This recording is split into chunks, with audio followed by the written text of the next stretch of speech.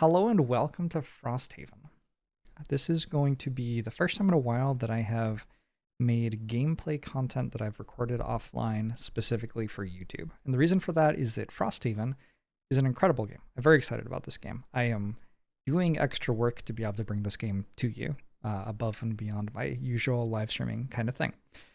This is like if you took XCOM Long War, which is one of my favorite games. I even worked on XCOM 2 Long War 2. And then smushed it together with a deck builder like Slay the Spire, which is another game that I have played, 9,000 hours of or whatever. So this game is absolutely awesome for me. The problem with bringing it to you as entertainment is it is a board game. And so what I'm doing right now is I'm playing it on Tabletop Simulator, and Tabletop Simulator can be a little bit clunky. Things can go wrong. The interface is a little rough, and so what I'm going to do to try to make this watchable is just do cuts, basically. I'm going to basically go turn by turn and make sure that I have everything set up, and then record the turn, and then set about to setting up the next turn. So I think it will be really fun. I'm looking forward to it. I hope that you will check the game out. And I'm going to do the intro read. Welcome to Frosthaven. With your head down, you march, one foot then the other. You try to block out the pain, the throbbing in your toes, the numbness in your face. Just keep the rhythm, you think. 1, 2. But the wind isn't so easily ignored. It claws at you, whipping up ice and snow like tiny hooks, making every breath difficult. Your skin is thick. You always prided yourself on that. But nothing is thick enough for this. You are walking through the frozen wastes, a place far to the north where only the hard and the lost dare to travel. Of course, that's probably why they hired you. It's been 10 days of plowing through the snowdrifts as high as your waist, and there's still no sign of the town. Your mercenaries, hired as part of a support team, the first group of the season sent to check on humankind's most distant outpost, Frosthaven. It's a place forgotten by most of the world, a tiny settlement carved out of the frozen wilderness that, for half the year, is wholly cut off from the Empire, isolated by towering, unbreachable drifts. But as of last week, just enough snow has melted off the Imperial Pass for a team to get through. They were hiring, and your coin purses were empty. So then, here you are. No one really knows what awaits you in Frosthaven. Your snow-muddled mind struggles to imagine what sort of people could survive through the winter in a place like this. But whoever is there, you hope at the very least, have left a fire going. All right. I am going to very briefly introduce you to the mechanics of Frosthaven. The game has an 80-page rulebook. So it is a complex board game. However, if you're familiar with deck builders and you're familiar with games like XCOM where you're moving soldiers around the board and fighting other things, it's basically just the combination of those two things. I'm going to be playing 4 characters, and we're going to be playing at difficulty very hard. Yeah, difficulty very hard. So monsters should be +2 levels.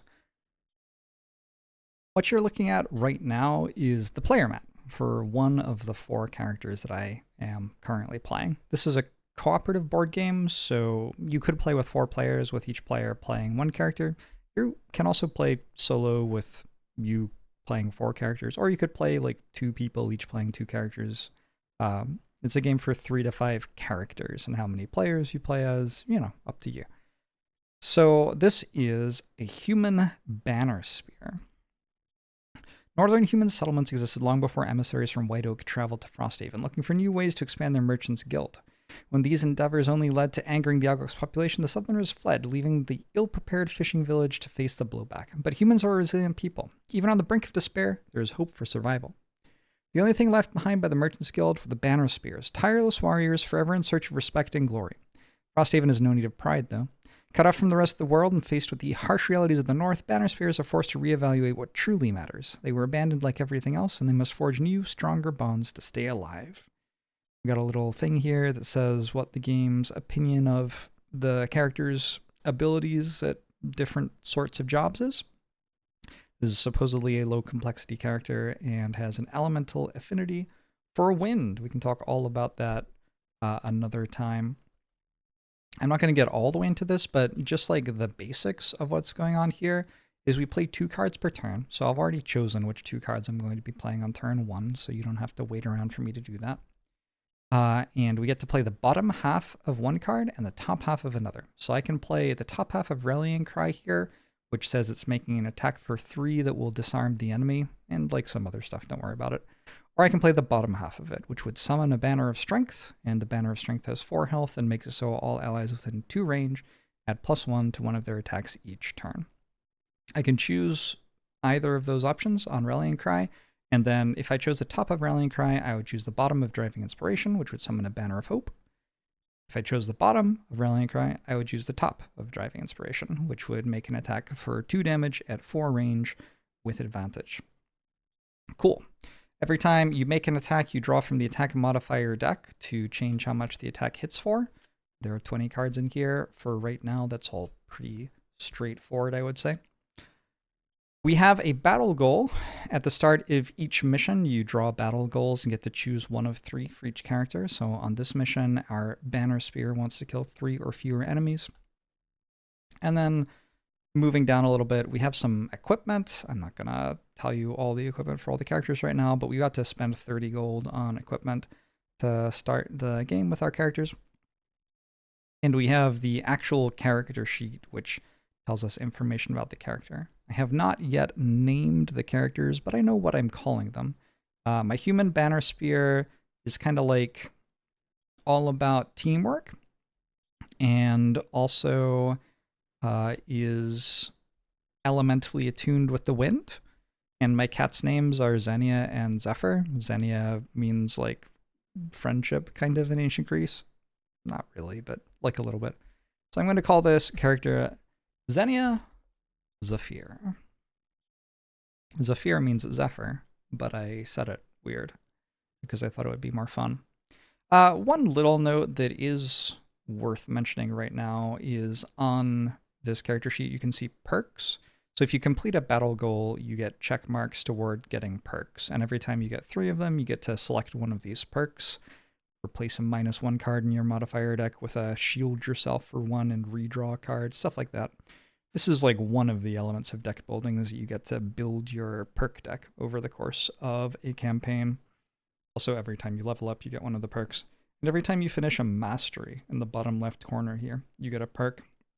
So I'll actually be doing one of these this mission. I'll be attempting at least to perform a banner summon ability on my first turn and keep the banner alive and within 3 range of me for the entire scenario. This is mission 1. I skipped the tutorial mission, which ships with the game, so we're doing like the first mission of the real, in quotation marks, campaign, but it's still a like relatively easy mission, I would say, compared to some of the other stuff. For what it's worth, I've only ever gotten like 5% of the way through the game, so I don't really know what like mid-game missions are like, let alone late game. Honestly, I don't even know what late early game missions are like. Final thing that's going on, these are things which could be added to our decks later. A final thing that's going on here is each character has a retirement quest. So XCOM has this problem with it where if your soldiers from the first mission stay healthy, you kind of just have no reason not to bring them to every mission they can go to for the entirety of the campaign. And, you know, it's not a lethal problem for the game, but it does lead to diminished variety in terms of getting to play with lots of different interesting soldiers. Frosthaven ships with 17 character classes, each of them completely unique from the others. Like, they all have their own decks and their own perks and everything. And so in order to actually have a reason to play with lots of them throughout the campaign, your characters will retire at some point. And retiring your characters has meta progression. I've never retired a character, so I don't know what that meta progression is, but I know that when you retire characters, you like often get something for it. Maybe you always get something for it. I don't know. We'll find out together. My human Banner Spear, Xenia Zaphir, would like to basically start a shop, become a merchant. So we need to have 3 helmets, 3 armor, like chest items, 3 shoes, 3 handheld items, and 4 small pouch items. And once we do that, we can retire this character. And the final thing I want to draw attention to is we do have a deck of cards which we are playing for the mission. A Banner Spear starts with 10 cards. That's written right there. 10. So you start with 10 cards at the start of the mission, so I have 8 here because 2 of them I already chose to play. I'm not going to tell you what every single card does, it just will start to be too much. But that is my banner spear. She's trying to kill 3 or fewer enemies this mission, and she's got a couple of cards to play this turn. And I'm not going to introduce my Drifter, Boneshaper, and Deathwalker just yet. I will do that as we play. But what I want to do is press start round, actually, and talk a little bit about the enemies right now, probably. You know what? I'm not allowed to see what the enemies are doing until I place my characters. So this is kind of awkward because I've just drawn cards for the enemies. Without looking at what the enemy is doing, though, my Banner Sphere will go here, Drifter will go here, Boneshaper will go here, and Deathwalker will go here. I'll just set that up real quick. Okay, so here we are. We got some characters on the map now. So for turn 1 of this mission, we have a bunch of enemies kind of far away from us, and we've got our characters here fresh. And pretty commonly on turn 1, you want to play some buff cards and get yourself stronger for later on in the mission. So that's what I've done. And consequently, my characters are all pretty slow initiative. Buff cards are often, like, they go very late in the turn order. If we look back here at our cards, this card has 71 initiative value. The higher the value, the later in the turn order you will go. So the enemies are going before me this round, which is fine. That's okay. That's even arguably desired. First, an Algox Guard right here is taking its turn. Now, because it's a board game, we have to move the enemies, but I don't have a ton of choice about what the enemies do. They are drawing a card from a deck of 8 cards that each enemy has. And depending on which card they draw, they all have some instructions. So there is a certain amount of kind of like knowing what's in the enemy deck and what it is possible for them to do and playing around that. But when you're not familiar with an enemy yet, you do kind of get the sense that you're just kind of fighting it. Like, eventually you get to a point where you're like, oh yeah, this enemy has like 2 15 initiative cards, 2 35 initiative cards. 75% of the time it will move and then attack, but 25% of the time it doesn't move, etc., etc., etc. You start to know that. But you don't like have to know that to play the game, and if anything, the game might be more fun not knowing. Anyway, this Algox Guard is beginning with a move. I've just realized I set the character. I made a big deal about doing this. I'm going to explain why the characters go this way, because I think it's a really instructive moment, but also I will appreciate that I set them up the wrong way. But once I explain. All right, the Algox Guard is going to move. Oh shoot, also the initiative values are wrong. Okay. It's an absolute disaster. That's fine. It's fine. I wanted the Banner Sphere to go after the Drifter, and I will explain why now. The Algox Guard is having a turn, and it's going to move.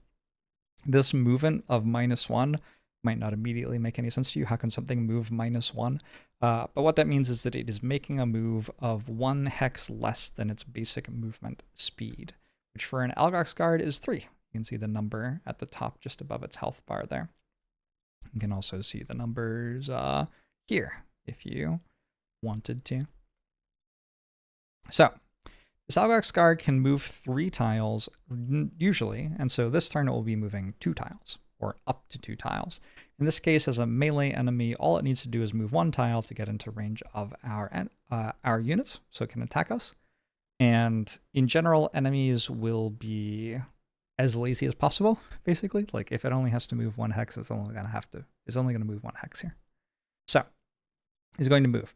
Now, the interesting thing here is my Banner Sphere wants to make a banner, but then also has another half of a card to do something with. And if I choose to make a melee attack with the other half of a card, because I don't know what the enemies are doing when I choose my cards for the turn. If I choose to make a melee attack, the Algox Guard can move in here, and I can make the melee attack, sure. But what if the Algox Guard doesn't move in, or moves after my Banner Spear goes? Then my melee attack won't have a target, and I'll just waste my turn. So how I think it makes the most sense for this party to play turn 1 is we make it so the Drifter is earlier in the initiative order than the Banner Spear. I appreciate that I'm recording this offline and maybe I should have edited it to like make that actually work, but look, that's not how it worked out, okay? So my Drifter is using a 61 initiative card to set its initiative. There's also a 71 initiative card here, but you only have to choose one of the cards to be the initiative that you're using in a fight. And because it's using a 61 initiative and the Banner Spear is using a 71 initiative, when the enemy sees that there are 2 possible targets 1 hex away from it, it tie breaks to the one that's going to move first in the turn. So it's going to try to hit my Drifter here. Now, when it moves to hit my Drifter, I get to choose which hex it goes to. So I can move it here. And now because of that, my Banner Spear is able to make a ranged attack against it. My Banner Spear could also make a ranged attack against it here, but it's with disadvantage if a ranged attack is in melee range. So this is why my Drifter is here and my Banner Spear is here. The August Guard moves up. It's going to attack for +0, so its regular attack is 4, so it's attacking for 4, and we're going to draw a modifier from the enemy deck, which is here. So I could press the draw button. I can also press draw modifier, and it says -1. Also, there's a -1 here. So it's hitting for 4 is its base damage, -1 is 3 damage. Boom, boom, boom. Our Drifter is down to 7 HP. It also says that it is strengthening itself, which means that next turn, its attack will be at advantage. So it will get to draw 2 modifiers and choose the highest damage one. That's the Algox Guard done, and next are the Algox Archers, who do not have a move on their intent. They're going to attack for 1 less than regular damage. They're attacking 2 targets within 4 range. 1, 2, 3, 4. They can't shoot this City Guard, which is my ally this mission.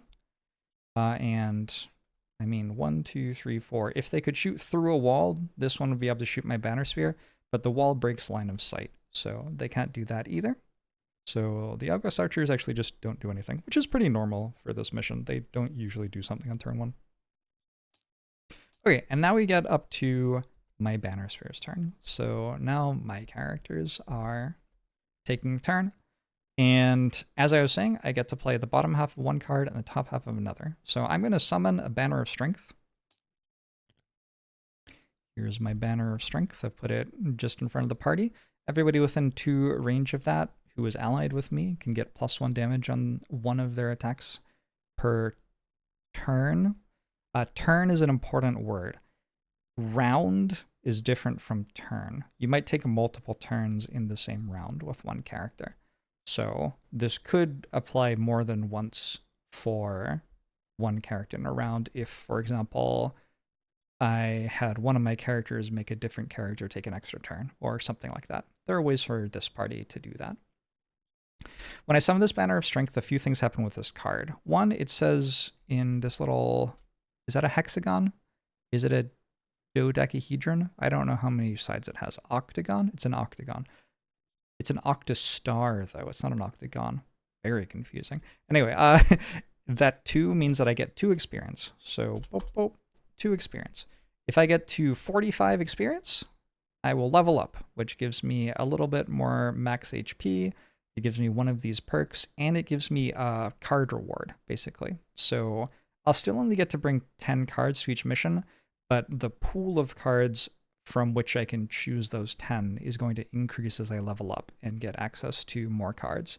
Sometimes those cards are more powerful than the other cards you've had access to, and sometimes they're not. It's not like perfectly linear, like the cards you unlock at level 9 are far stronger than all of the cards previous. I wouldn't say. So 2 experience. This icon means that we put the card here. It's basically a persistent card which stays in play. And this card with an X through it in the furthest bottom right slot means that if the card gets discarded, it is lost instead of discarded. The way that your characters die in a mission in this game is they run out of cards. You can always lose cards to prevent yourself from taking damage until you don't have any cards left. So, like, yeah, my Drifter took 3 damage down to 7 out of 10 for sure. That's what health is for. It's a resource. We want to take damage instead of just burning cards all the time. But if I took another 7 damage on my Drifter doesn't die right now. My Drifter just loses 1 of his cards. And my Drifter starts with 12 cards. So that isn't immediately terminal for the mission. However, like if you're playing cards and they don't go in your discard pile, but instead are lost for the rest of the mission, you do start to slim down your deck pretty rapidly. And every time you have to reclaim the cards from your discard pile, you need to lose a card from your discard pile in order to do it. So there is a time limit on every mission in that way, where at some point your characters are just going to run out of cards. However, it could be a really long time. If you start with 10 cards like the Banner Spear, you get to play 5 cards before you have to reclaim your discard pile the first time. And then if you haven't lost any cards in any way, you'll get to play 5 turns before you reclaim the first time, and then 4, 4, 3, 3, 2, 2, 1, 1. Adds up to, I don't know, probably a lot of turns. I think it adds up to 30 turns, actually. No, 25. 25 turns. So that's a lot of turns. That's longer than like most missions in XCOM 2, Long War 2, for example, where like a very long mission would be something like 16 turns probably. And usually like these missions tend to come in around like 15 to 20 turns in my experience, 20 turns being quite a long mission. So anyway, we played Rallying Cry with our Banner Spear, and I'm going to play the top half of Driving Inspiration. Driving Inspiration is a ranged attack. It hits for 2 with advantage, and it channels a light element. That's what the light icon is on it. I don't think I have anyone in the party who does anything with that, but it is a thing that happens. Actually, I do have someone who could do something with it. Probably won't, though. So we're making attack for 2. We are next to our Banner of Strength. So it's immediately +1 to 3. And then we are going to draw 2 attack modifiers and choose the best one. And we'll deal 3 damage back to this Algox guard. We have taken our first attack of the campaign. Before I get really into this, there's a lot of writing in this game, and somebody put a lot of work into it, and I get kind of into it sometimes. So I want to read you the scenario description and kind of set the scene for what's actually going on here. Introduction. The sounds greet you first, muffled metallic pangs, a voice howling. It's difficult to make anything out with the wind rushing past your ears, but you'd know that tune anywhere. There's a fight up ahead. But a fight means people, and if there are people, then the town must be close. You hear more, a scream, a crash of steel against stone, a deep, earthy growl. You're running now. Your legs are wasted from the hike, your shoulders ache from your gear, but the sounds are close now, and up ahead you see gauzy orange light blooming in the air. With one last push, you round the final bend in the trail, and you see it, Frosthaven, engulfed in flame. Great petals of fire burst from windows and crawl over roofs. People stream from the town's ruined gate, their faces bent in panic. A moment later, you see the object of their terror, a massive creature with 2 legs and 2 hulking arms covered entirely in thick white fur, 3 gnarled horns crowning its head. "Algox raiders, we're doomed!" cries an elderly porter beside you. "They're stronger than anything else alive. We've come all this way for nothing." As if to prove the point, the Algox you've been watching catches a fleeing outposter with one hand and hurls him backward, as if he weighed nothing. 10 days you've been hiking. 10 days, and this is what you find. You breathe out a thick plume of foggy air and hoist your weapon high. Time to get to work. We also learn a few other things from this. It explains that there's certain terrain objects in this scenario. This log here is difficult terrain. These debris are impassable terrain. It shows us where enemies are set up and shows you, if you were playing with 2 characters, 3 characters, 4 characters, how many enemies would there be? I said it was for 3 to 5 characters, didn't I? You can play with 2 characters. I was wrong. I think it's actually for 2 to 4. I think 5 is, not normal, but can be done or something. There's also a special rule in this scenario. The game has, I want to say, 150-ish scenarios. I'm probably off by, 20, but somewhere in that range. And they are so varied and unique. It's really impressive. You don't just play the same pitched battle over and over again in this game. There's very consistently something interesting going on that's kind of throwing a spanner in the works. In this mission, just on the first one straight away. We have all city guards being allies to us and enemies to all other monster types. So there are some city guards on the map, and they are on our team.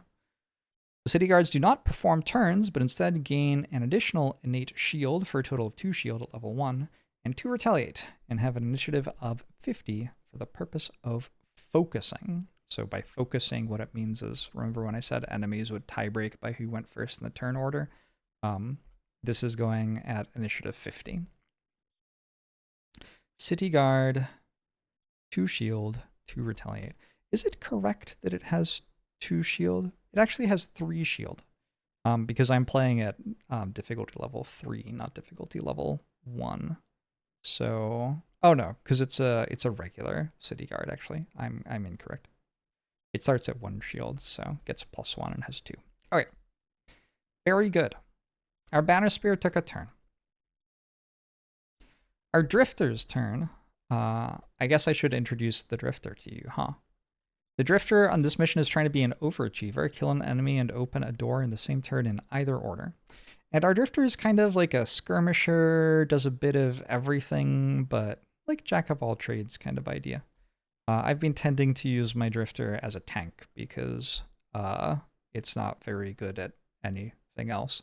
But it is quite good at being a tank, for what it's worth. Anyway, the Inox clans of the Great Grove value their strength and self-reliance, but they could not bury internal quarrels in time to repel the human empire's expansion into their lands. They paid dearly. Some Inox have retreated deeper into the most defensible areas of the forest. Others venture into other civilizations, employing their great size, woodcraft, and performative traditions in a variety of occupations. In fact, it is common practice among many clans to send their young warriors off into the larger world for a year so they can find themselves and discover their passion.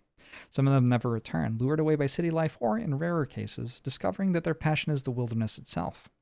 These Inox revel in surviving off the land without allegiance or responsibility. They are the drifters, and there is no better place to test their skills than the north.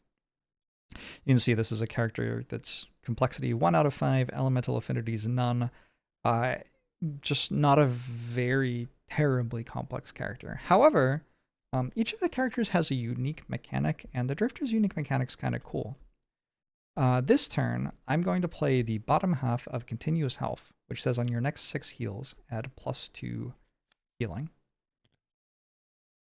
And the top half of Crushing Weight, which says on your next 6 melee attacks, add +2 melee damage. So I've buffed my heals, and I've buffed my ability to deal melee damage. And if you look at the rest of these cards, move the character token on one of your persistent abilities backward 1 slot, move the character token on one of your persistent abilities backward 1 slot. The general thing that you play around with as the drifter is you have these persistent abilities which have 6 charges. However, you also have the ability to refresh the charges a little bit by moving the token backwards. It would usually go boop, boop, boop, boop, boop, and then the ability is done forever. You can see it stays in play and is lost forever once it's done. But instead, you could go like up 2, and then you could move it back 2 with a different card, etc. So you have the ability as you go through the mission to kind of like prioritize, oh, I really need to make sure that I get more high damage melee attacks, stuff like that. Our drifter has an amulet of life and winged shoes, and is of the belief that greed is good. There are many high and lofty goals in life, sick grandmas and epic love, ridiculous. Only one thing matters, and that's money. In order for our drifter to retire, we have to have 80 plus a little bit of gold in our possession. We'll talk about prosperity level after this mission because as well as a tactical layer, which we're on right now playing a mission, there's also a strategic layer where we build up a town, buy items, upgrade buildings, set up defenses against raids, stuff like that. It's a really deep, complex, fun game.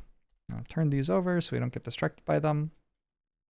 And I'm going to name my drifter Mukduk because I think it's a funny word, and that's largely it. The only thing of note right now on the character sheet is masteries. End a scenario with your character tokens on the last slots of 4 persistent abilities.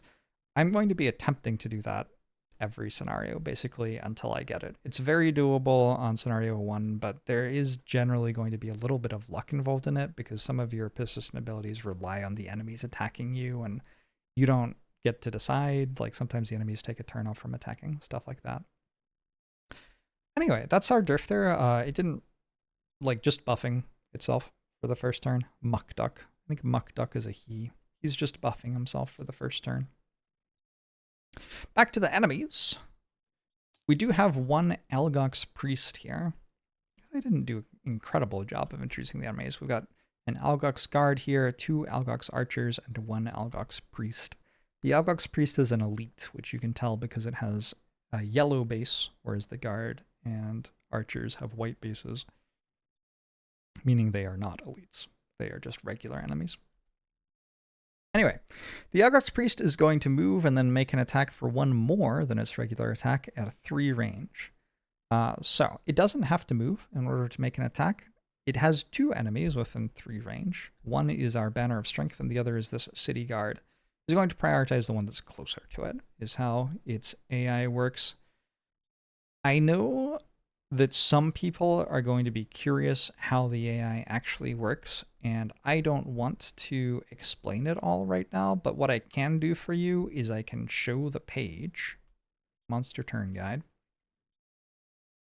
And if you're curious and frustrated without knowing, you can pause and just read through this and try to understand yourself.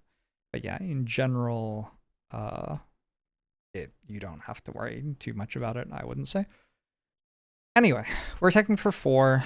Important note about this Algox Priest is it has 2 Pierce.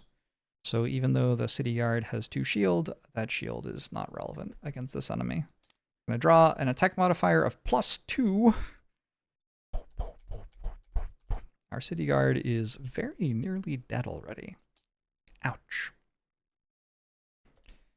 Next up is our Boneshaper. This is an Ether Boneshaper. Ethers were once human, but a tragedy long ago caused them to lose their physical form, scattering it across the infinite planes. Those who willed their psyche back together found a world they no longer recognized, and so they left, traveling the planes in search of knowledge and hidden insights. Occasionally they returned, driven by varied purposes and employing bewildering methods. Ethers draw energy from the planes, and the planes are full of useful and terrible things. Boneshapers are able to tap into the wells of life found in other planes and infuse them into living things on this one, or at least things that were once living. Invariably, some of the Boneshaper's own life force is transferred with it, and many go mad through the constant push and pull of life and death. Very few are capable of taming the wild energy and shaping it to their will. The game claims that the Ether Boneshaper is complexity 4 out of 5. I think that this character mostly just summons skeletons repeatedly, so, I mean, agree to disagree, I guess. Anyway, we have elemental affinities for earth and darkness, and this mission, we are trying to perform no attack abilities in the first 3 rounds. The reason this has 2 check marks on it, where this only had 1 check mark on it, is that this is worth twice as many perk points. So it costs 3 check marks to get 1 perk. This gets you 2/3 of the way there, whereas Pacifist only gets you 1/3 of the way there. Prepper, fortunately not very difficult for my Boneshaper to do because the attacks of summons don't count, and this character just summons skeletons. We don't really do a lot of attacking ourselves. The Ethers are kind of weird, so when I was looking, you draw 2 potential retirement goals, and it's called a personal quest, actually. Retirement goal, the same thing. I decided to go for the weirder of the 2, which is to personally collect 5 different types of herbs through loot tokens. Just seems like something an Ether would do. I assume that Ethers are kind of like Endermen from Minecraft, if that reference makes any sense to you. I don't know. They're just kind of strange. I thought we could name our Ether Boneshaper the strangest name that I know of, which is Xenia-12. That is the name of Elon and Grimes's child that went viral however long ago. We do have a potentially achievable mastery option here. Play a summon action on your first turn, have the summon kill at least 6 enemies and keep it alive for the entire scenario. I am playing a summon on turn 1. We're going to start by summoning a Wraith with the top half of Angry Spirits. That makes a Wraith, which I will put here. The Wraith has 1 health, but does have 2 shields, so it's like pretty squishy, but could potentially survive a hit. It attacks for 1 at 3 range and moves 2 with flying. It's just going to attack most turns, hopefully, and that should be good. We also channel Dark when we play this card, and we gain 2 experience. And then with the top half of Angry Spirits done, we're also going to use the bottom half of Transfer Essence. My Boneshaper doesn't have much to do with bottom half of cards. Honestly, like I just think the bottom half of my Boneshaper cards aren't that good. Often the top half of the card is an attack, and like that's fine. On the Boneshaper, that often means summoning a skeleton instead of actually attacking, but you know, that's always good. The bottom half of cards is more about mobility and positioning your character in certain ways. That's where like all the movement abilities are in cards for the most part, is the bottom half of them. And Boneshaper just doesn't care where it's standing, really, because like the summons are the things that are doing something. Your Boneshaper can basically stand wherever it wants. So I don't have that many cards that are useful in terms of their bottom half. I queued up a Transfer of Essence, though, which will heal an ally for 5 while dealing 2 damage to my Boneshaper. That seemed like there was a chance it would be useful, and sure enough, 1, 2, 3, we can heal our Drifter for 3 and take 2 damage down to 4 for ourselves. Our Drifter is the tank. It's much more likely to be taking damage. It's not too consequential that our Boneshaper, who's going to be standing in the back line, is down to 4 health, I wouldn't say. Finally, we have our Deathwalker. Our Deathwalker would like to kill an enemy before it takes its first turn. I think this one's somewhat hard to do, so, you know, I'm going to give it a go. We'll see what happens. My Deathwalker is also buffing itself twice. I guess I'll read to you about Deathwalkers. Why not? The Valrath Deathwalker. No group is quite so ill-suited for the icy northern climates as the Valrath, who make their homes far to the south around the Red Desert. There was once a great war in that region between the Valrath and the humans, both equally interested in conquering the Stormbrew plains for themselves. The two nations have since made peace, and the Valrath government in particular has made concerted efforts to forsake its aggressive past. In more recent times, they have focused on economic strength over the physical. There is a saying among the Valrath: in order to survive the ice, one must have an icy soul. This is apt for a Deathwalker, a nomad bent on atoning for the Valrath nation's past sins by ensuring the souls of the dead find rest. Wherever great tragedy falls, a Deathwalker is usually not far behind, and Frosthaven has seen plenty of tragedy. The game claims this is a moderate complexity character, which I think probably is about right. There's definitely some pretty complex stuff going on sometimes, with an elemental affinity for darkness, so some synergy there with my Boneshaper. I haven't really shown you any instances of the elemental affinities mattering yet, but we will find some of those at some point, I am sure. Our Deathwalker is going to be named Achilles Tamir, because I think it's a cool name. Our personal quest is Dangerous Game. You're no stranger to killing intelligent prey. Call it assassination if you must, but you just enjoy the hunt. And you enjoy collecting trophies of your kills, which is why it is time to find new trophies up north, new types of lurkers, giant 3-horned algox, and fully operational machines. It's a treasure trove of dangerous challenges. So, we are on a quest to kill 2 of 3 different types of enemies. 2 algox guards, of which this is an algox guard, for what it's worth. So straight away we can get started on that.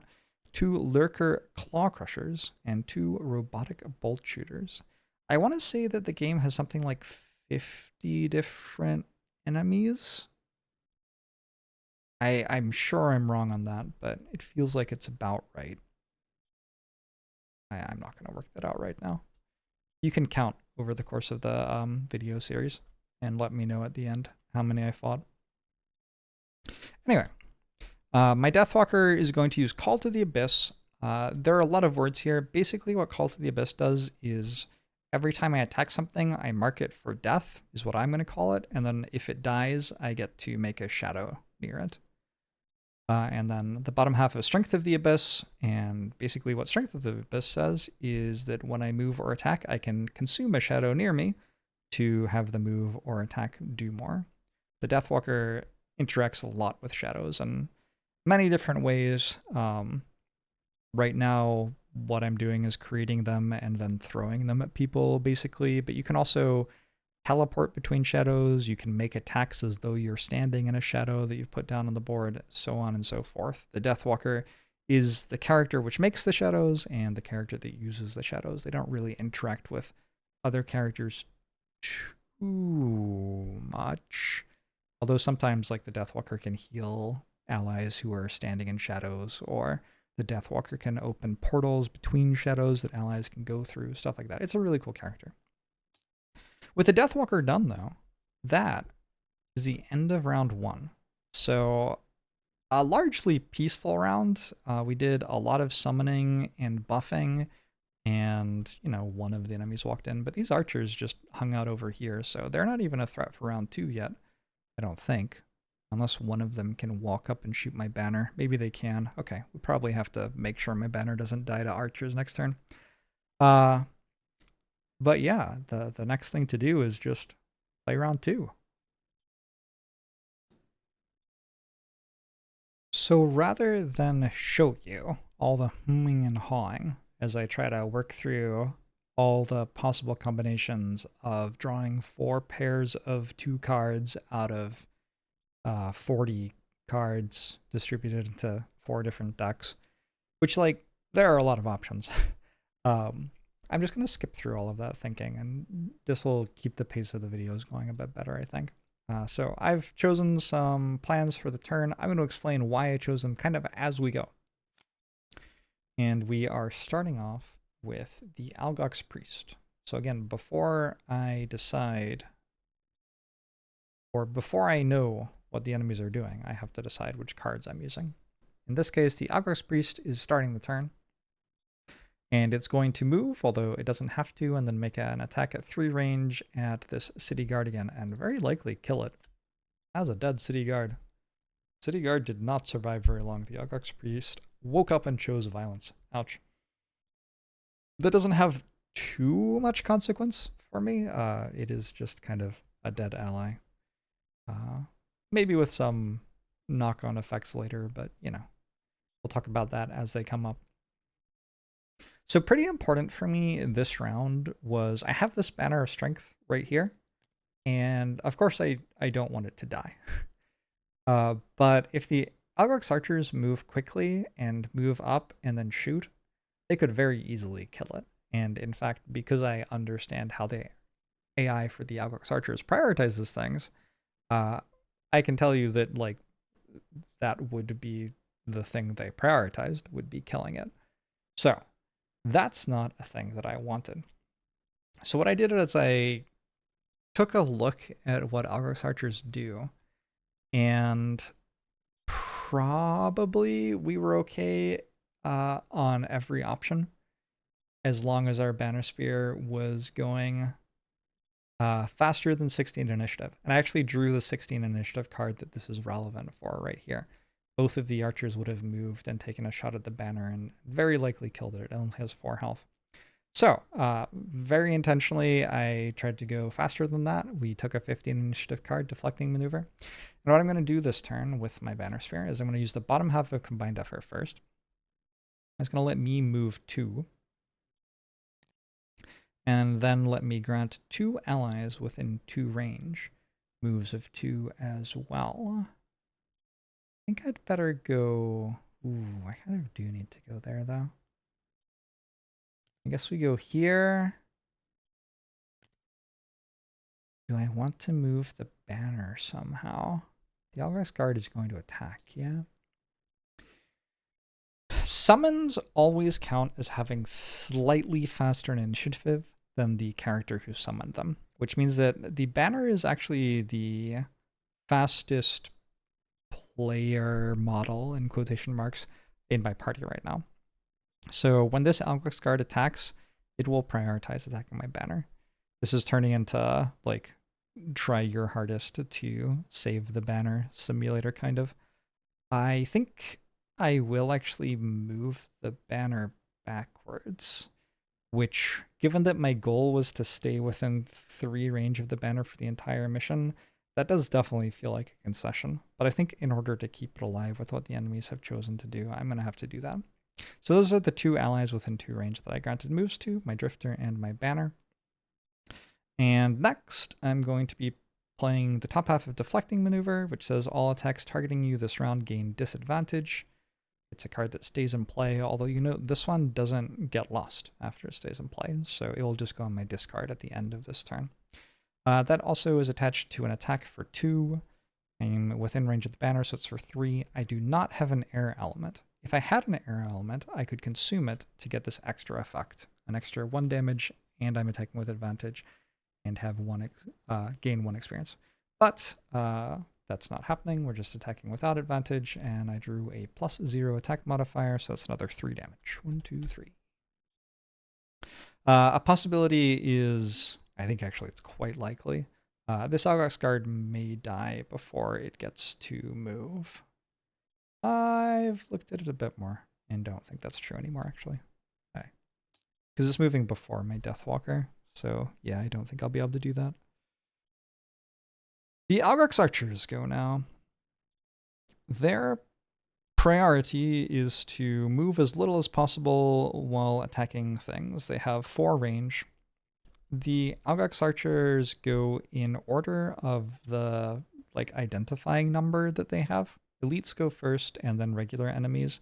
And you tie break with this little number on the left of their health bar. That one says 3, this one says 5. So this is Algox archer number 3. That's just randomized when you spawn them. And if there is line of sight between these 2 tiles, which I believe there is, you just need the edge of one of the hexes to see the edge of another hex without going through, making contact with a wall or anything. So this Algox archer number 3 doesn't have to move in order to attack my banner spear. It can just take the shot. It is attacking at 1 less than its regular attack, so it's an attack for 3, and it does have disadvantage. So it will draw twice, a +0 and a +1, and hit for 3. Ow. The next archer cannot see my banner spear. That is intersecting with the wall. But if it moves forward 1 tile, now it can. And it will make the same attack. A +0 or a -1. That one just hits for 2. Still definitely some damage. We're down to 5 health there. And that is the Algox archer's turn. Next up is my Boneshaper. The first thing that happens with my Boneshaper is the summons for the Boneshaper go. In this case, all we have up is a Wraith. The Wraith is a ranged attacker, so it would like to move away from its target in order to be able to make an attack without having disadvantage. But unfortunately, I put that Banner of Strength in the only hex that it can reach with 2 movement, where that would be true. I guess it could also go to this one or this one, but we already had other characters in there. So the Wraith's just going to have to take an attack with disadvantage. It uses the same attack modifier deck as the character that summoned it, so we'll be using my Boneshaper's attack modifier deck. It drew a +1 or a +2. That's not bad. So that's another 3 damage, because it gets the +1, the worst of the 2 since it's with disadvantage.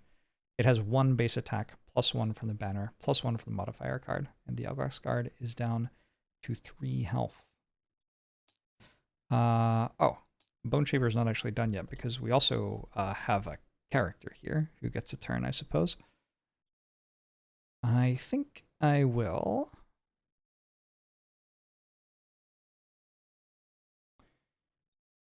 I will use the bottom half of Flow of the Black River here to move 2 and grant one of my summons a move of 2. And yeah, I think I'm going to move my Wraith forwards, which is possibly a terrible idea. I don't know. We'll have to deal with that next turn when I... let's just not do that. It's just not necessary. Kind of necessary, though. Okay. Worth noting. So my Boneshaper can summon a Wraith and can summon 3 skeletons, and that's the basic deck for the Boneshaper as of level 1. The skeletons do not get lost when summoned. So I can summon these, and then they can die, and I can reclaim them when I reclaim my discarded cards. The Wraith, on the other hand, does get lost when it dies.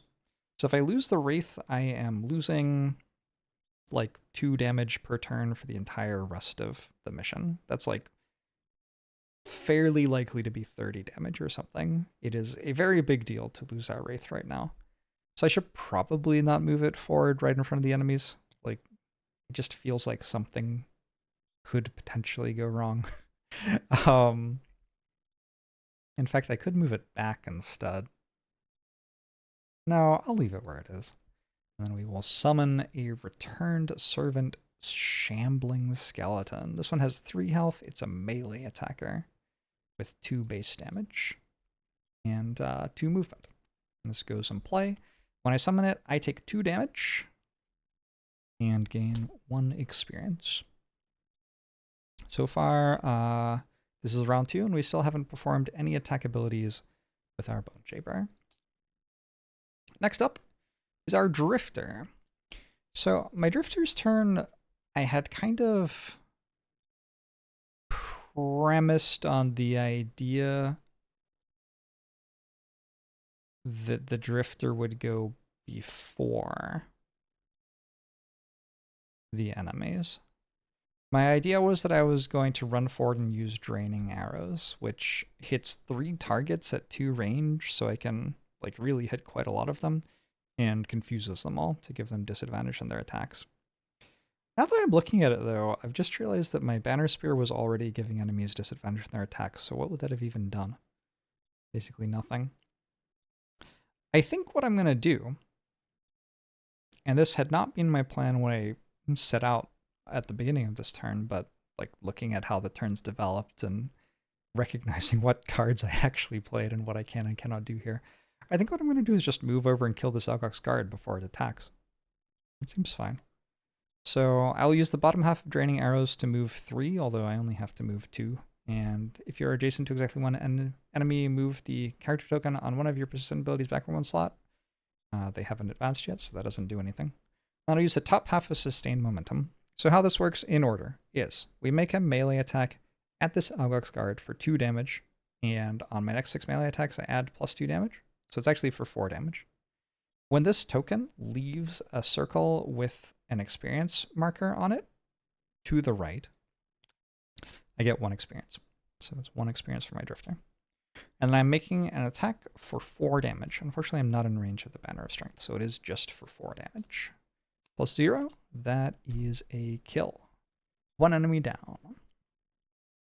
Now we continue through the card. Move the character token on one of your persistent abilities back 1 slot. So this goes back again, and we're back at score 0.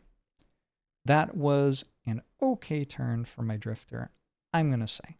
The Algox Guard doesn't get a turn, as it is dead. It would have just made a regular attack, though, if it had gotten a turn. And finally, we have my Deathwalker.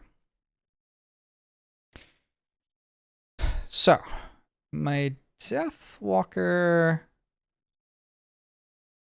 is going to use the top half of Black Barrage this turn. And this is a very long range attack. The Deathwalker is pretty good at making ranged attacks. This one starts off at 4 range, and then we can get +1 range to it if we consume a dark element, which is what I'm going to do. We're going to consume dark. We're going to move up 2 tiles, and we're going to make this attack at 1, 2, 3, 4 range on Algox Archer number 5, which I believe I can just barely see. I would actually like to confirm that that's true.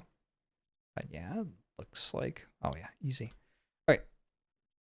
So we are attacking Algox Archer number 5 here with the Banner of Strength. This is 4 damage base, and we draw an attack modifier of +1, 5.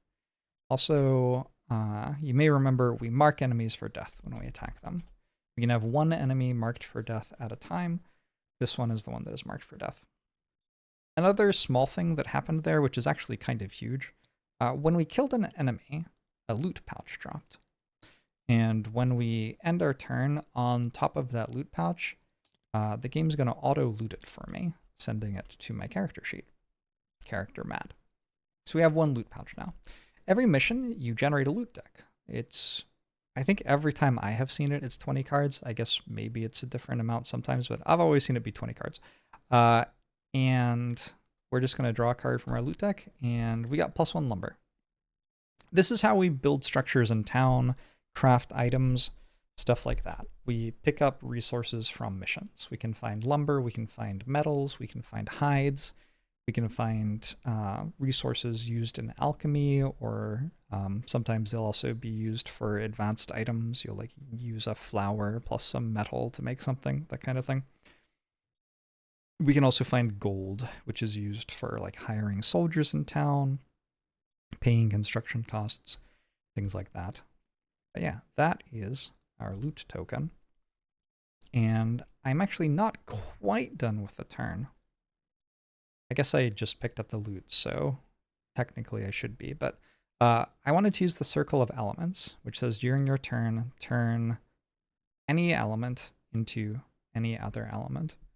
So like I said, like I didn't really have a character who could use this light element, but then I was like, wait a second, I kind of do. I'm going to turn the light element into dark with my Circle of Elements so that my Deathwalker will have access to a dark element again next turn. I haven't explained the element system fully yet, but it's like pretty intuitive, I would say.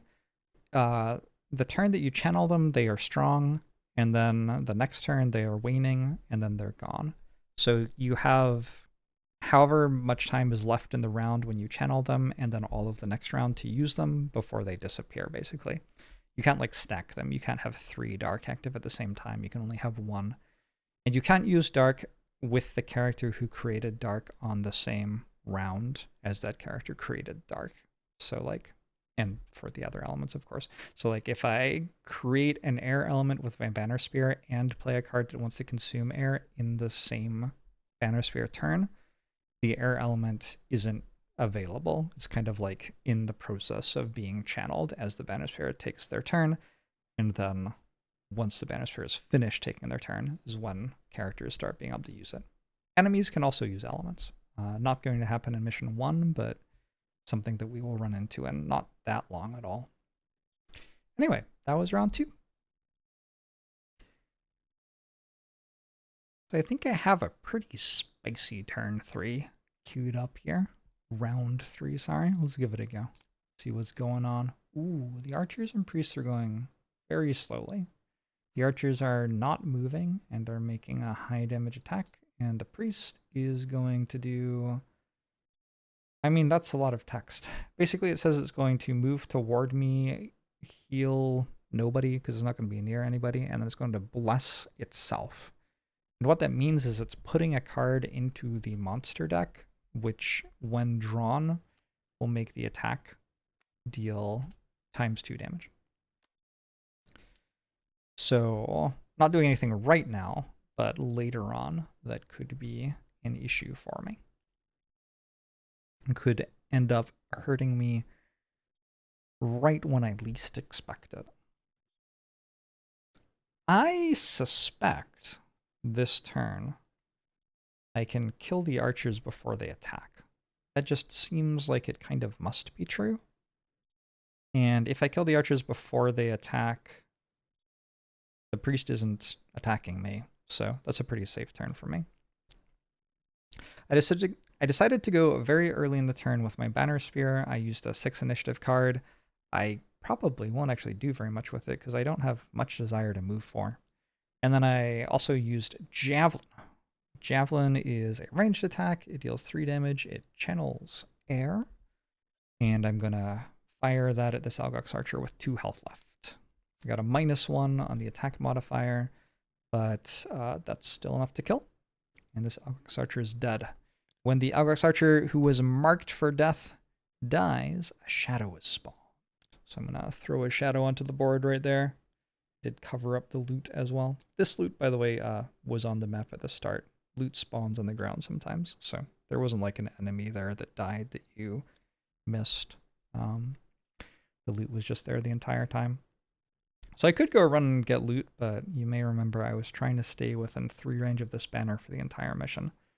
I think my banner spear is just going to move 1 tile to here, and we will call that good.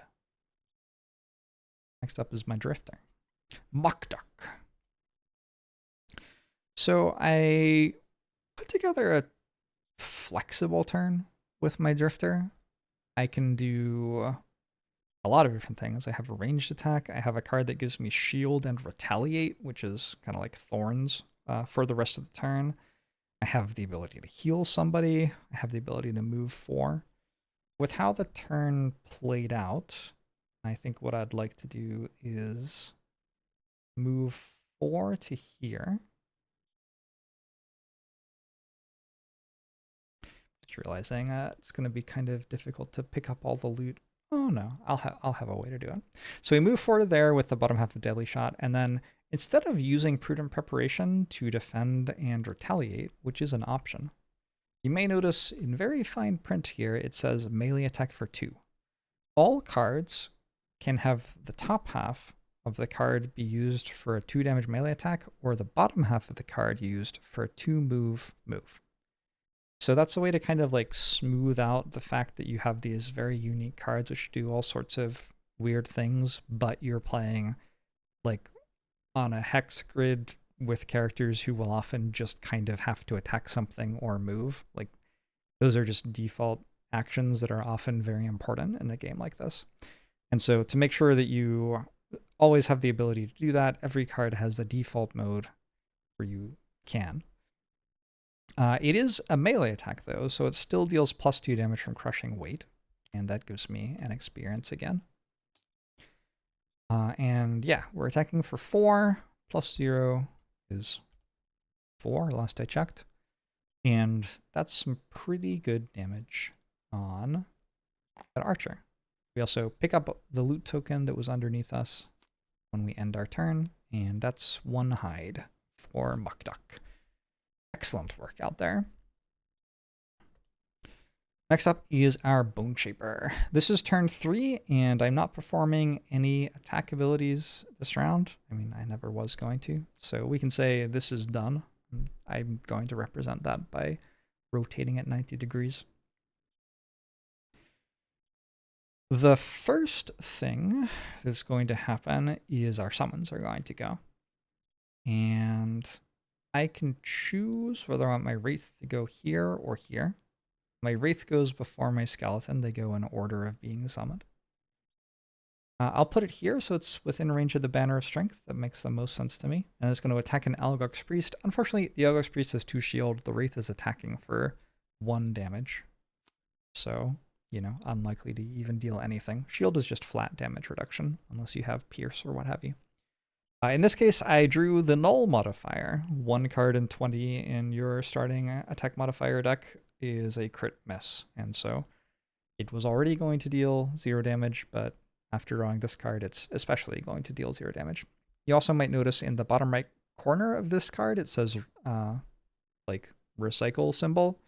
That means that at the end of the round, I have to shuffle the Boneshaper's deck. It'll be done automatically for me because the Tabletop Simulator client is pretty good, but that's how you kind of like recycle your attack modifier deck. You don't go all the way through it. So very rarely are you in a situation where you're like very confident about which attack modifier you could draw. If you didn't have to reshuffle constantly, you might reach a point where you'd drawn all but one of your attack modifiers and you'd be like, oh, okay, well, I know what this is. But that very rarely happens in this game because when you draw a null modifier or a crit hit modifier, which doubles your damage, you shuffle your deck at the end of the round. Our Skeleton also moves, and our Skeleton wants to move toward this Algox Priest, so its only legal move is to go here. And then I think my plan is going to be, just looking, I do have Dark Element. I'm not using that with my Deathwalker. In fact, I'm channeling it again, which is kind of unnecessary, it feels like. I think my plan is going to be to... I've not played this right. I'm going to use my Dark Element. I'm going to grant one of my summons a move and attack and use the Dark Element to give that summon 2 Pierce. I'll move my skeleton up here. Do I want the priest to move toward me? Because if I let the priest move right now, it will actually move up onto the log. Would that make it easier to kill it? You know, I think it might. Okay, so I won't move the skeleton up. What I'll do instead is I'll command my Wraith. My Wraith gets a move and an attack. I'm allowed to choose where it moves. It's no longer doing the thing where it just like kind of mindlessly moves toward enemies and attacks them, which is what it regularly does. In this case, I get to control its move and I get to control its attack. You might think, oh, there's an Algox Archer over there who's on 3 health. That seems like a good target to kill, but my Deathwalker's already got that covered. Trust me. There's a shadow right there. That means bad news for the Algox Archer. So instead, what I'm going to do is just actually leave it here, I think. It does have 3 range in its attack, so I guess I could move it here. Sure. I'll move it there.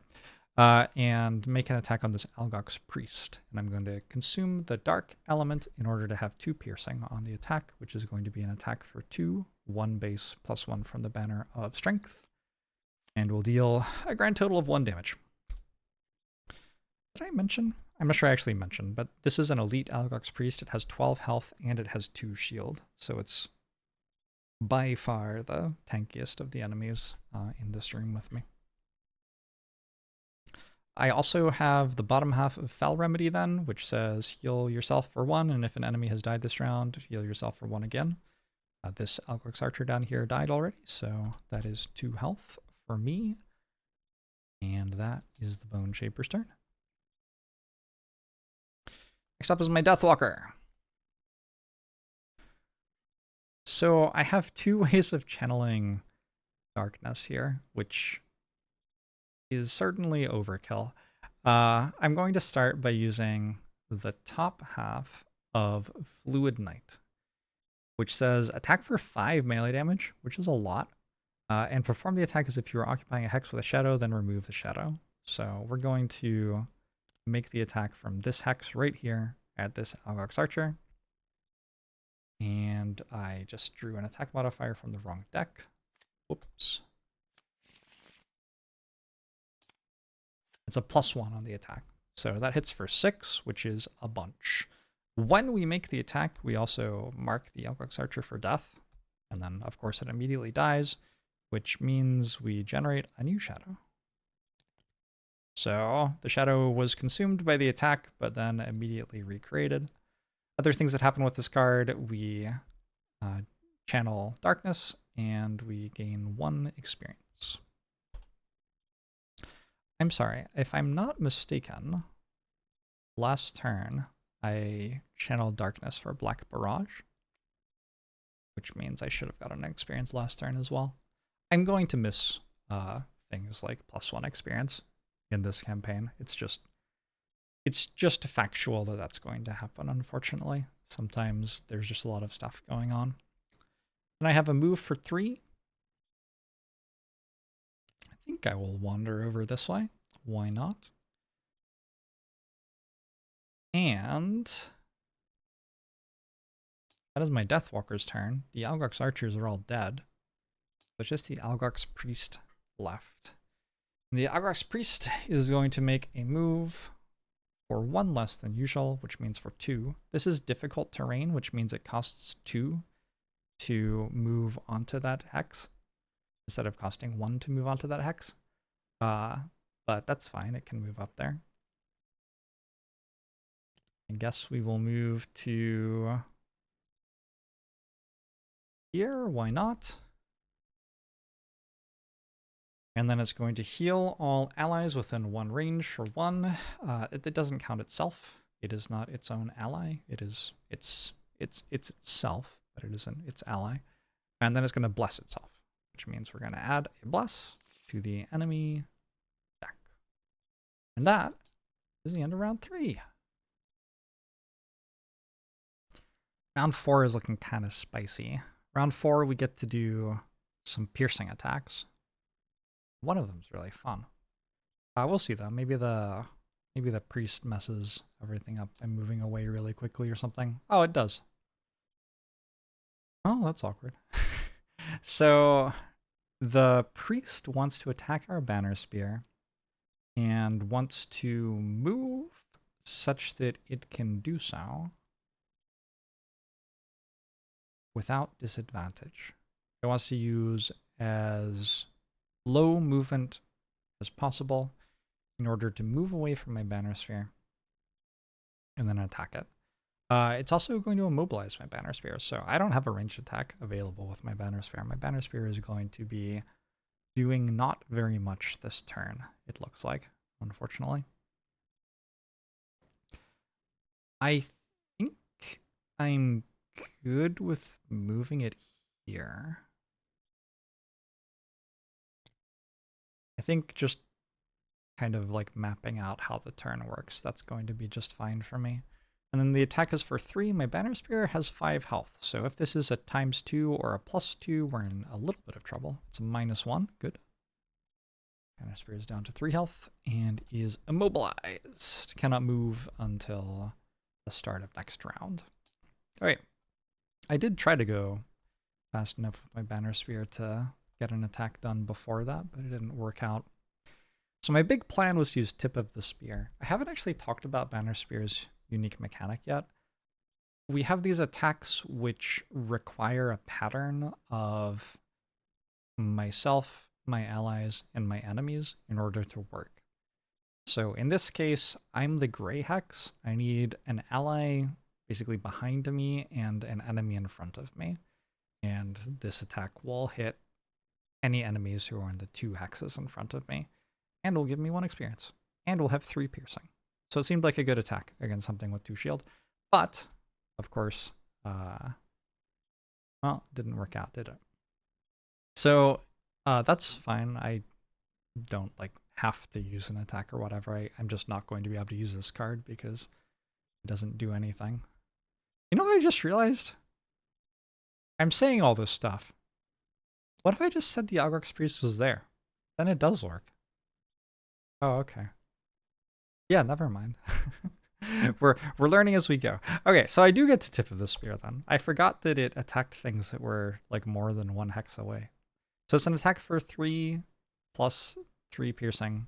Before I make it though, let's actually grant 2 allies within 3 range a move of 3.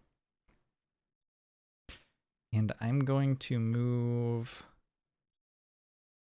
I think my Drifter here. And my Banner of Strength up here. So now my Banner of Strength is also in range, and now it's actually an attack for 4. With a +1 attack modifier, that's 5 damage. Not bad. I'm about to long rest, which would mean I get my items back. Doesn't look like I have any items that deal extra damage, though. I haven't really talked much about the items that I have yet. I guess we used the circlet of elements. I don't have a poison dagger. Huh. Poison dagger is an item I think I have taken every other time I have started a game of Gloomhaven or Frosthaven, which lets a melee attack apply poison to an enemy. Poison gives you +1 damage on subsequent attacks, but that's fine. My party has other ways to apply poison. I think that's okay. Currently, I've killed 1 enemy with my banner spear.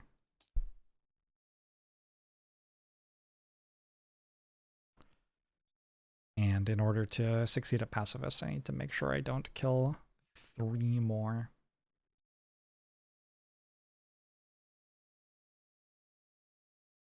Drifter killed this. Deathwalker killed this. Banner Spear killed this with a javelin. Is that correct? I believe so. Alright, Drifter is next in the turn order. And we have Fortitude here, which is a melee attack for 3. With 2 piercing, +2 damage from crushing weight. -1. So it hits for 4. 1, 2, 3, 4. Game lags a little bit sometimes. All right. And then I'm going to move 2 and move the character token on one of my persistent abilities backward a slot. So we'll move this back a slot and move over here to pick up some loot. And that's the end of your turn. We get a loot token. It is a rock root. This will basically make me half a potion. We'll combine it with some other ingredient to make a potion. Okay, Deathwalker is done. And our Boneshaper. So we have all of our summons to move first. So this Wraith will attack, probably dealing 0 damage. -1, yeah, so it very much dealt 0 damage. And our Shambling Skeleton will move toward the enemy, but not actually get in range to attack it. My Boneshaper is going to use the top half of Decaying Will, which is an attack for 1. But really, like, not having most of this stuff work, huh? +1 damage if the target is adjacent to at least one of your summons, which isn't the case here. We do Channel Earth. We are attacking for 1, +0, so 0 through the shield. And we do apply Poison now. So subsequent attacks against this enemy, which has 2 health left, will deal an additional 1 damage. Perhaps not the biggest deal. We're going to move 4 with the bottom half of Dark Tidings. Just get ready to go through the door. I've just realized that says Deathwalker. I was moving my Boneshaper before my Deathwalker, which was backwards. Whoops. It shouldn't make a huge difference. It's not really changing what I would do. I have to remember that it's not poisoned for this attack, but we're using Forceful Spirits here. Consuming our darkness gives us 1 experience. To attack for 3, 2 +1 from darkness, +1 from the banner. It's actually 4. Against an enemy with 2 shield. This marks it for death. And it does die. So the Boneshaper is the character who actually killed it, but it would have had the mark for death on it already. We'll make another shadow.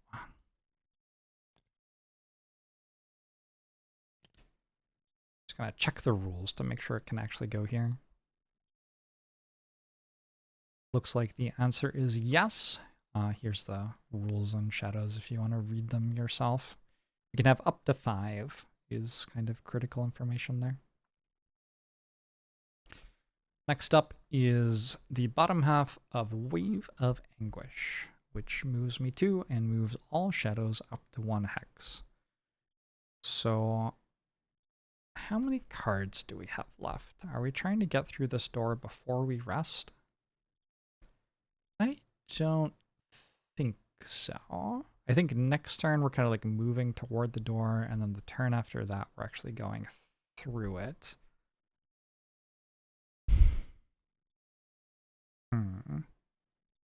I see. I think next turn we're moving toward the door. The turn after that we'll do a rest to get our cards back, and then the turn after that we'll go through it. This is important to be thinking about with my Deathwalker because we are coming up on our best opportunity to complete our combat goal, which was to kill an enemy before it takes a turn. When we open a door into a new room, there will be a bunch of enemies there who will not have taken a turn yet.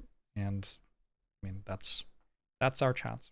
So we have to set up a big attack at low initiative value to try to make that happen. The way I'm going to do it is I'm going to use the top half of Eclipse to make another 3 shadows. And then I'm going to come through the door with Anger of the Dead and just consume every single shadow to attack for a very, very, very big number. It'll probably be 7, which admittedly is not that big a number, but it's like, it's a bigger number than 3, right? Like, you gotta give me that. Okay, so our Deathwalker is going to move 2, pick up some loot, move our shadows 1 tile toward the door we're about to go through, and end turn. Why didn't the loot? Oh, because that was my Boneshaper. My bad. What's this one? We have a coin. Perhaps worth noting, my Boneshaper does have a quest to pick up 5 different types of plants, right? 5 different types of herbs throughout loot tokens. So maybe my Boneshaper should be the one picking up the loot. not how it's going for now. So round 6 here is going to be a preparing and like buffing slash healing kind of round. Round after this, we will long rest, and then the round after that, we will actually open the door. So first things first this round, my drifter is going to walk over here to stand on top of the loot. And then I'm going to move the character token on 2 of my persistent abilities backward 1 slot. So crushing weight is all the way back to the start. Continuous health, I still haven't used. My drifter, yeah, didn't really take a whole lot of damage or anything, so doing pretty well. That is my drifter's turn. Let's see what the loot is. We got another hide. Very nice. The hides, in order to make the game feel strategically similar, I guess, if you're playing with fewer players, you'll sometimes get +2 hides. So if there were only 2 players in the game, you would get +2 hides instead of +1 hide from this. But with 3 to 4, we only get 1. Next up is our Boneshaper. I actually did have to think a little bit about turn order here, because I want to play Approach Oblivion, and Approach Oblivion's kind of a wild card. So I want to hit everyone within 2 range with it, so I want to move here so that every person on my team is within 2 range. I'm doing that move with the bottom half of Damned Horde. We're not using this. This says curse 2 targets within 2 range. That is something you do to enemies, not to allies.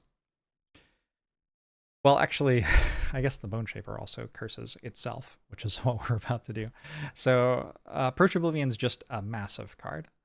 First, we're going to heal all allies within 2 range for 4. Only 1 person's missing health, so the Banner Spear gets 4 health. Easy. But then also, we're going to bless them all. And bless doesn't just hit the actual characters, it also hits our summons. So that means Banner Spear gets 2 blesses added to their deck. Bless, bless. Xenia Zaphir. Again, these are cards that are in our modifier deck now, which, if drawn, will double the damage that our attacks deal. I'm curious, do they get placed on top? They do not, clearly. Okay, so we don't have to worry about shuffling after we add them. That makes sense. It would be weird if we did, to be honest. It also targets our own summons. So our Boneshaper gets 2 blesses added to our Boneshaper's deck. Our Drifter, Mukduk, gets a bless. Our Boneshaper's name, by the way, X-Ea12, or something like that. Impossible to say. And our Deathwalker also gets a bless. With all that done, we take 2 damage. Ouch. We curse ourselves, so there's also a curse in this deck. This deck is now larger than it was at the start of the mission, despite having drawn cards from it in this room. And finally, we will gain 2 experience. 1, 2. And we will lose this card for the rest of the mission. This is the lost cards pile. We're not getting that one back when we rest, unfortunately. But I think the output it just gave is worth losing a card. That's a lot of healing, a lot of blesses. It is possible for a bless to be negative, I guess, if we're trying to set up a kill such that one of our characters gets the last hit for whatever reason, and we accidentally hit for twice as much. Like, for example, if I don't want my Banner Spear to kill lots of enemies, but then out of nowhere, my Banner Spear gets 2x and accidentally kills something. But for the most part, dealing twice as much damage is good. For the most part, right? Yeah. So, our Banner Spear now. We are going to use the bottom half of Incendiary Throw just to move to. I'm just going to move around the difficult terrain. From here, I'm actually technically closer to this hex than I was from here because it only costs 2 movement to get there now instead of 3. Keep in mind that this debris is impassable. We can't move over that unless we are flying, which only our Wraith is. Then I'm going to use the top half of At All Costs. This is an incredibly strong card that Banner Spear has access to. And we heal all of our allies for 3, and then we take 1 damage for each ally whose hit point value increases with the heal ability. In this instance, it's a little less impressive. We heal our Boneshaper for 3 and take 1 damage. I mean, still okay, but can do a lot more than that. I get 1 experience for playing the card as well, and that is my Banner Spear's turn. And then my Deathwalker. My Deathwalker has to get ready for a big turn next turn. Turn after next turn.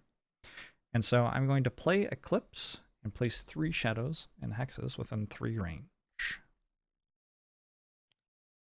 1, 2, 3.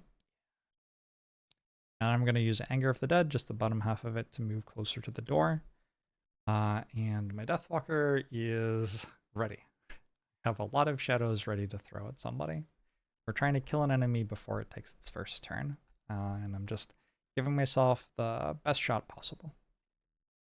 And that's going to be the end of this turn.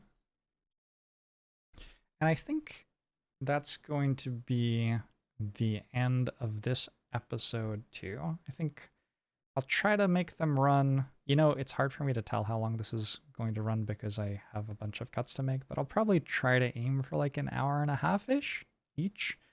So we won't necessarily be like completing a mission every episode, especially this one's been a bit slow because I've been explaining everything as we go. But we cleared out the first room. We are relatively close to being prepared to go through the next door. I'm going to have to do a little bit of thinking about exactly how we're resting, which cards we're going to lose, because we have to decide cards to lose when we rest, which we won't get back again for the rest of the mission. And then next time, we will head forward into the next room. We can see the full map here, so there's definitely a bit more to do. Hope you guys have enjoyed this introduction to Frosthaven, and I hope you're hyped for the campaign. If everything goes well, this could be like a 500-hour long video series. I really like the game, so yeah, we'll see how it goes. I'll see y'all next time.